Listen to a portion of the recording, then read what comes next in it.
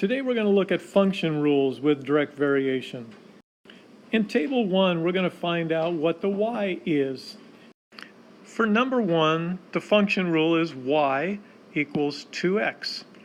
So if x is 0, 2 times 0 is 0. If x is 1, 2 times 1 is 2. If x is 2, 2 times 2 is 4. If x is 3, 2 times 3 is 6. And if x is 4, 2 times 4 is 8. Now we graph that. 0, 0, 1, 2, and so on. Now let's take a look at number 3. 1/4 times 0 is 0.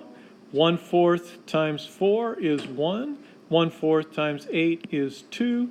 1/4 of 12 is 3. And 1/4 of 16 is 4. And we graph number 3. The formula for a straight line is y equals mx plus b. M is the slope of the line, and b is where the line crosses the x-axis. If it's direct variation, there will be no b, because it'll cross the y-axis at 0, 0, the origin. So the slope for number 4 is 5/1 or 5.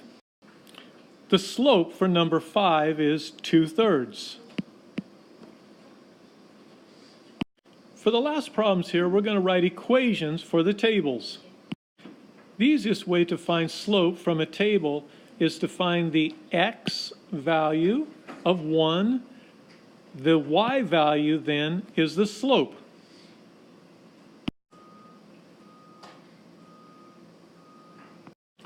Doing the same thing with number 8, we find the x value is 1. Therefore, the y value is the slope. So the equation is y equals 10x. Number 9 does not have an x value of 1. So choose any of the pairs.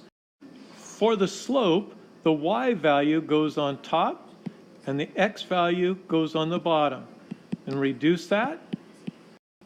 So the equation to the formula is y equals 1/2 x.